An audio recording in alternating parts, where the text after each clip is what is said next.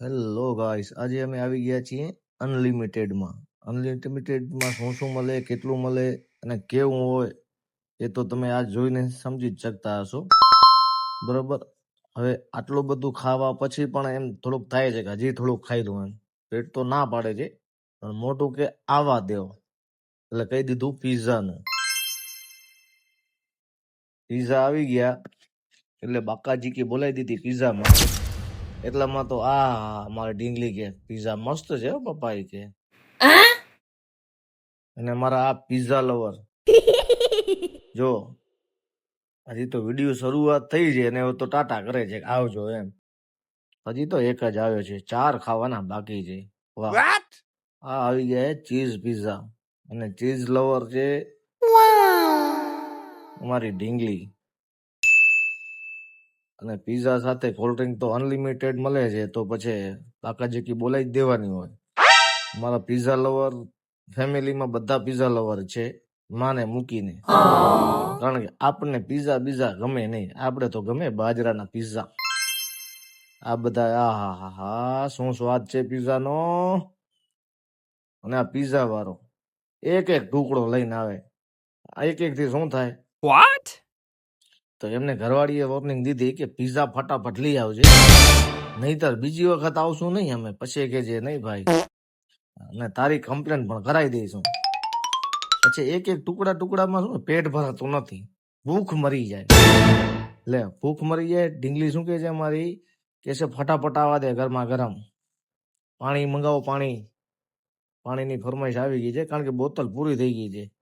એમને cold drink, પાણી ને પીઝા બધું સાથે જોઈ. અને મેન તો પીઝા લવર આ રહ્યો. અને તમને સાંજ સુધી નહીં, સવાર સુધી કેવો નહીં ને તો એ ઉભો થાય નહીં પીઝા મૂકીને. એટલે ખાસ કરીને તો અમારે જ્યારે પણ પીઝા ખાવા જવાનું થાય તો આ પીઝા લવર માટે જવાનું થાય છે. કારણ કે અમને એટલો બધો બહાર જમવાનો શોખ નહીં, પણ અમારી ઢીંગલી અને અમારા કુંવર એમને પીઝા બહુ ગમે. જ્યારે પણ બારે જવાની વાત કરી ને ત્યારે જ અમારી ઢીંગલી કે પપ્પા પીઝા ખાવા હાલશું. એટલે આમાં શું છે, બધાની ફરમાઈશ અલગ અલગ હોય, એટલે આપણે અનલિમિટેડ ચોઈસ કરીએ. બરોબર. એટલામાં મેં આ બ્રેસલેટ જોયું એટલે મેં કીધું આ ક્યારે લીધું, તો કે આ તો તમે જ તો લઈ આવ્યા છો કે જયપુર થી. અચ્છા, મેં કીધું એટલું બધું વસ્તુ લઈ આવવાનું એટલે મને પણ યાદ નથી હોતું હું ક્યારે કઈ જગ્યાએથી લઈ આવ્યો હતો. બરોબર ને, એ તમે મારા શબ્દો ઉપરથી સમજી જ શકતા હશો કે હું કેટલું બધું લઈ આવું છું. હવે આમાં થોડીક સેલ્ફી લેવાની કોશિશ કરી, પણ મારું મોઢું દેખાણું નહીં, એટલે મેં માંડી વાર્યું કે આ જે છે એ બરોબર છે એમ. હવે આ કોલ્ડ ડ્રિંક પૂરી થઈ ગઈ છે, તો કોલ્ડ ડ્રિંક વાળાને કીધું એ ભાઈ કોલ્ડ ડ્રિંક લઈ આવ. એટલે કોલ્ડ ડ્રિંક નું કહી દીધું આપણે. કોલ્ડ ડ્રિંક આવે છે ત્યાં સુધી કે હવે પીઝા નું કેવું, આટલા ટુકડા પીઝા આવે છે, આનાથી કઈ પેટ ભરાશે નહીં.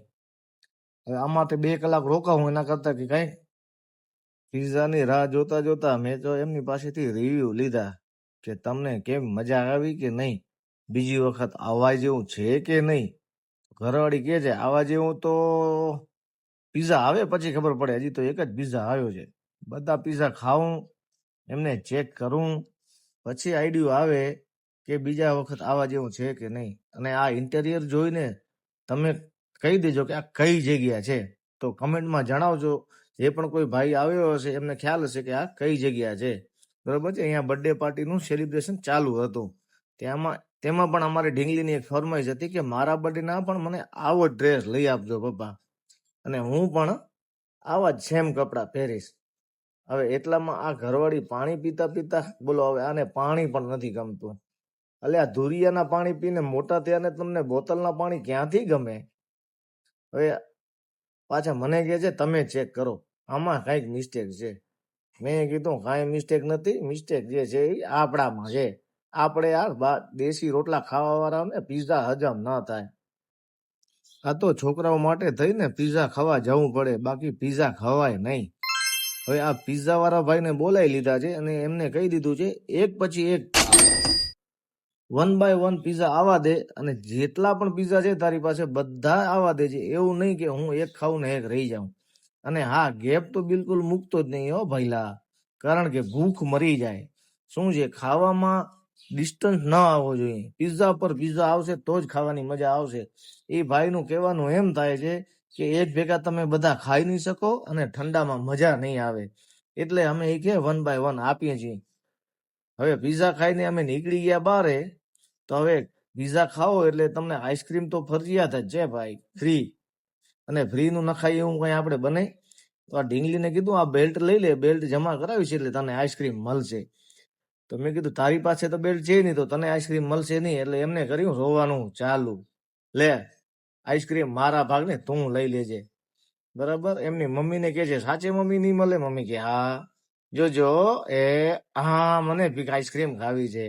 હા મળશે મારા દીકરા, તને આઈસ્ક્રીમ મળશે, શાંતિ રાખો. હવે આ આઈસ્ક્રીમ ખાઈને ઘરવાળી કે આ આઈસ્ક્રીમ ખાવાની છે કે પીવાની છે, કઈ સમજાતું નથી. કારણ કે આઈસ્ક્રીમ વાળા ભાઈનું કહેવાનું છે કે લાઈટ નહોતી એટલે આઈસ્ક્રીમ ઓગળી ગઈ છે. મેં કીધું કાંઈ વાંધો નહીં, થોડીક ખાઈ લેશું ને થોડીક પી લેશું અમે. બરાબર. વિડીયો ગમ્યો હોય તો લાઈક શેર અને સબસ્ક્રાઇબ કરવાનું ભૂલતા નહીં. અને આ કઈ જગ્યા છે એ જો તમે પણ આવેલા છો તો વિડીયોમાં કમેન્ટ કરજો.